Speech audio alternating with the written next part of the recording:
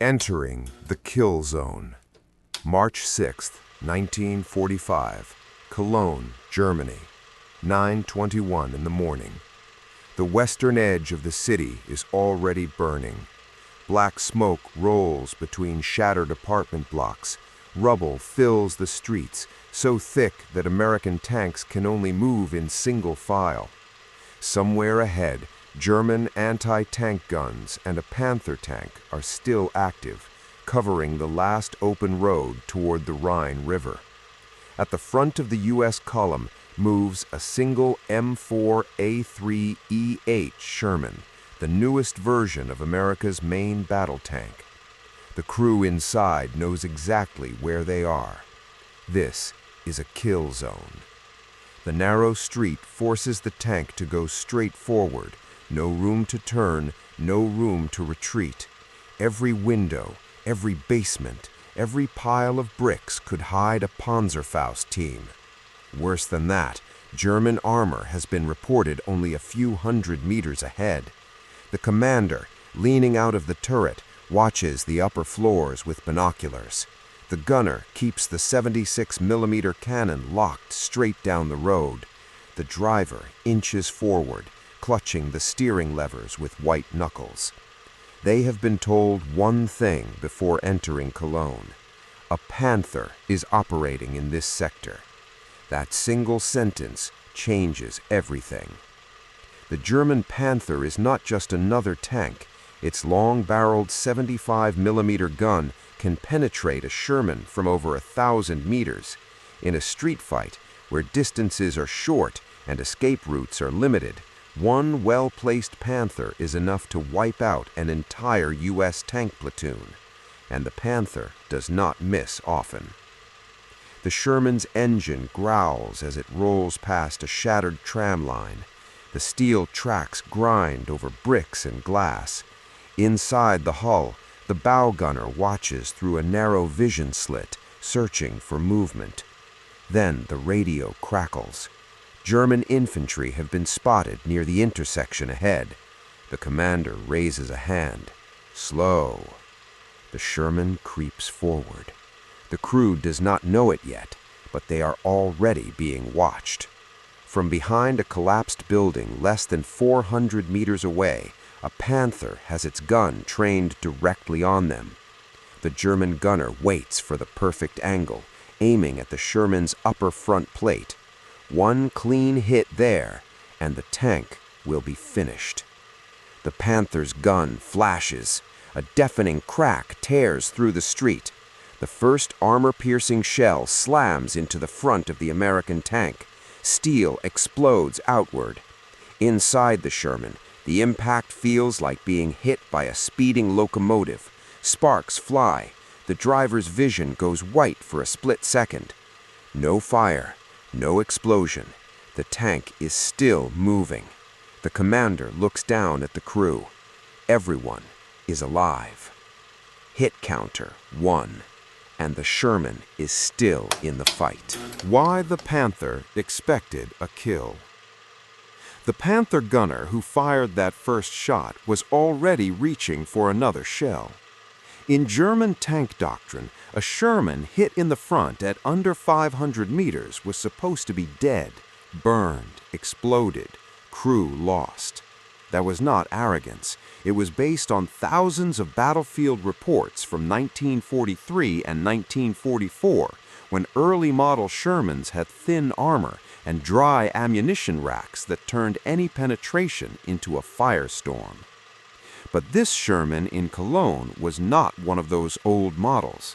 It was an M4A3E8, the Easy 8, the most advanced Sherman fielded in World War II. Its armor was re-angled to deflect incoming rounds. Its steel was thicker and of better quality, and most importantly, its ammunition was stored in wet racks, surrounded by liquid designed to smother fires before they could cook off the shells. That single design change had reduced Sherman crew deaths by more than 75% in late war combat. The Panther crew did not know this. All they knew was that an American tank had just survived a hit that should have killed it. Inside the Sherman, the crew is trying to understand the damage. The bow gunner reports a dent in the front plate. The driver feels the steering still responding. The turret is still rotating. The commander snaps into action. "Gunner, target, Panther, front, 300 meters." The American gunner swings the turret. The 76mm barrel finds the Panther's silhouette through the dust and smoke. He fires. The Sherman's shell slams into the Panther's mantlet, the thick armor around the German gun.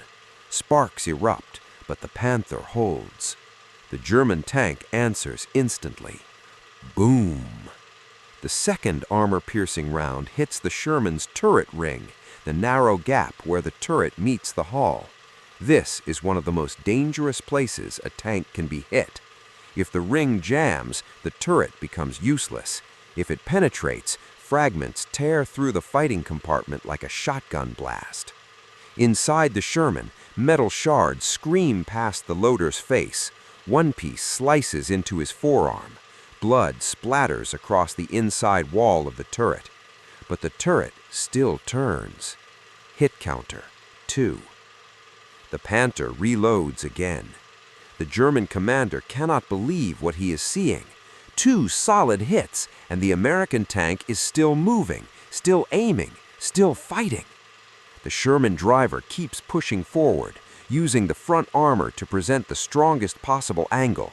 He is trying to close the distance, knowing that at shorter ranges, his 76mm gun has a better chance of punching through the Panther's armor. But every meter forward puts them deeper into the kill zone. The Panther fires a third time. The first blood. The third Panther shell hits from a new angle. The German tank has shifted slightly behind the rubble, exposing the Sherman's right side, the weakest armor on the vehicle. Boom! The impact caves in the side plate just behind the driver's compartment. The armor does not fully penetrate, but it bends inward violently, spraying razor-sharp metal fragments into the hull. Inside the Sherman, the bow gunner is hit in the face and chest by flying steel. He slams backward against the bulkhead and collapses unconscious. Blood fills his goggles. The intercom crackles. "Bow gunner, report!" No answer. The commander looks down through the hatch. The man isn't moving. Just like that, the crew has been reduced from 5 to 4, and the fight is only beginning. Hit counter, 3. The Panther reloads again. German doctrine says the next shot should finish the job. The Sherman gunner fires back. His shell slams into the Panther's lower turret, cracking paint and chipping armor, but still not enough to penetrate. The Panther remains deadly. The American commander now understands something terrifying. They are not going to win this fight by brute force. The Panther has thicker armor, a better gun, a superior firing position. The only advantage the Sherman has is its crew and its ability to keep moving. "Driver, angle left, present the glasses." The Sherman pivots slightly, forcing the Panther to shoot at the thickest part of the front armor instead of the damaged side. The Panther fires again. Boom! The shell slams into the upper glasses. Sparks fly. The armor dents but holds. Hit counter, 4. The tank lurches forward. The loader, wounded, keeps slamming shells into the breach. His sleeve is soaked with blood, but he does not stop. The gunner fires again. This time, the 76mm round strikes the Panther's lower hull. It ricochets away. The German tank backs up a few meters, repositioning, searching for a better shot. But it is not retreating. It is hunting. Around them, German infantry are now beginning to move through the rubble, carrying Panzerfaust anti-tank rockets. Every second the Sherman stays in this street increases the danger, and the Panther is about to start hitting them again. The hits start to pile up. The Panther emerges again from behind the shattered building, its long gun barrel sliding into view like a spear. This time, the German gunner does not aim for the front. He aims for the turret. Boom! The shell strikes the left side of the turret, just below the commander's cupola. The armor holds, but the impact throws the commander against the steel rim of his hatch. Blood runs down his forehead and into his eyes. Hit counter, 5. The Sherman rocks, but keeps moving. Before the crew can even react, the Panther fires again. Boom! This round hits the gun mantlet, the armored shield around the Sherman's cannon. The impact nearly jams the gun, but it still elevates and traverses. Hit counter, 6. The American tank is now taking hits every few seconds. The Panther is firing with a deadly rhythm. Reload, aim, fire, while the Sherman struggles to line up a killing shot. German infantry are now closer. Panzerfaust teams move through doorways and broken stairwells, waiting for a clear shot at the tank's sides or rear. The Sherman commander knows the numbers. A single Panzerfaust penetration is enough to turn the tank into a furnace. Driver, keep pushing! The Sherman rolls forward over rubble, tracks grinding, engines screaming. The Panther fires again. Boom! This time the shell hits the right side of the turret. The armor cracks, fragments tear through the fighting compartment. The radio operator screams as a shard cuts into his shoulder. Hit counter, 7. The inside of the tank is now filled with smoke, dust, and the sharp metallic smell of burned steel. The wounded crewmen keep working. There is no time to treat injuries.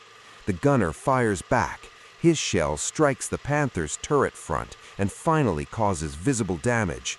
The German tank jerks backward.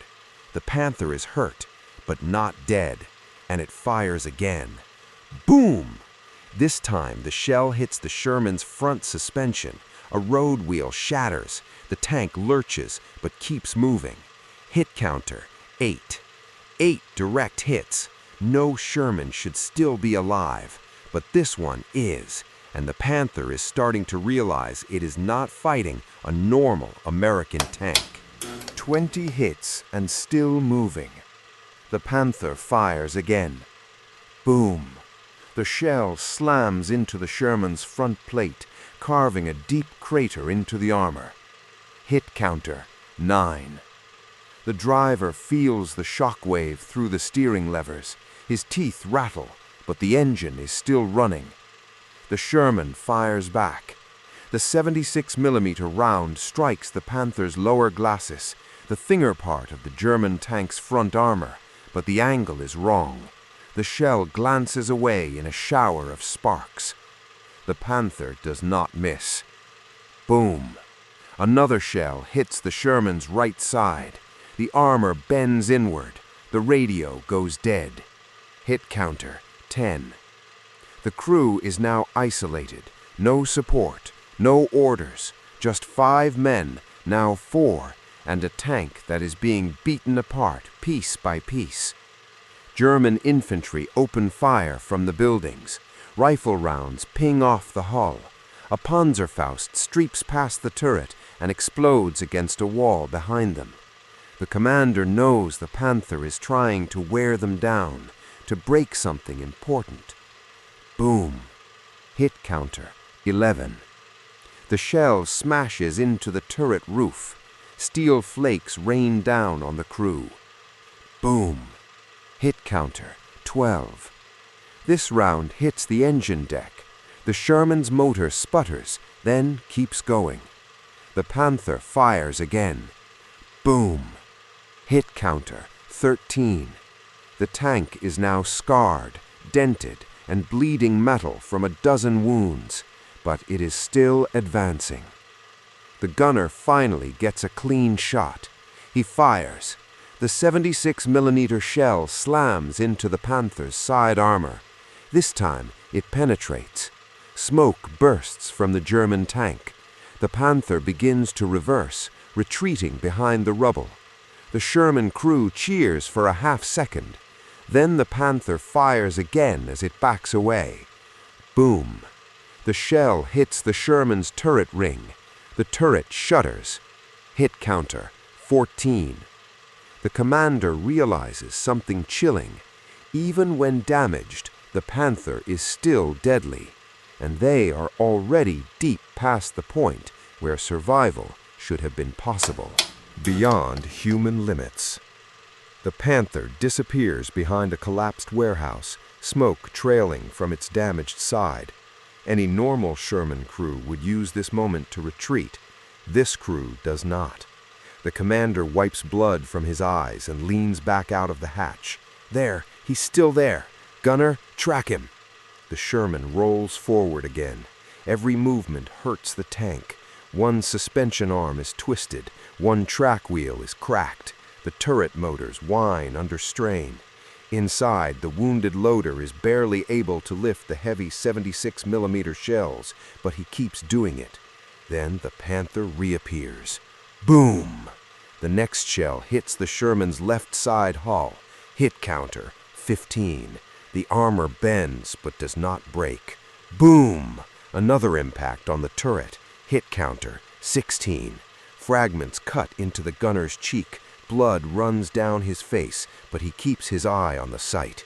The Panther fires again. Boom! This round hits the Sherman's front idler wheel. The tank jerks violently. Hit counter, 17. German infantry are now everywhere. Panzerfausts streak through the smoke. One explodes against the side of the tank, tearing off stowage and bending armor. Hit counter, 18. The Sherman is now a rolling wreck, but the engine still runs. The commander knows something critical. The Panther is firing armor-piercing shells, but many are striking at bad angles.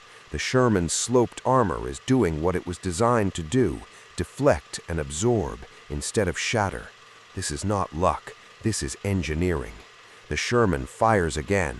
The 76mm shell slams into the Panther's turret. The tank jerks. Smoke pours from the hatch. The Panther is now fighting while damaged, but it fires again. Boom! The shell punches through the Sherman's turret side. Shrapnel explodes inside. The radio operator screams and collapses. Hit counter, 19. 2 crewmen are now wounded. One is unconscious, yet the tank still fires. The gunner squeezes the trigger again. The Panther is now leaking smoke and fire, but it is not dead yet. 30 hits and a tank that won't die. By now, the street looks like the inside of a furnace. Smoke, dust, and drifting ash fill the air. German riflemen are retreating deeper into the ruins as the Panther continues firing from behind cover, trying to finish a tank that should have been scrapped long ago. Boom! Another shell hits the Sherman's front armor. Hit counter, 20. The impact rattles every bolt in the hull. The driver tastes blood, but the steering still responds. The Panther fires again. Boom! This round slams into the turret roof, cracking the armor plate. Hit counter, 21. The loader, bleeding heavily, keeps ramming shells into the gun. His arm barely works. He does it anyway. The Sherman fires. The 76mm shell hits the Panther's gun mantlet, cracking it. The German tank's main gun is now partially damaged. The Panther answers with another shot.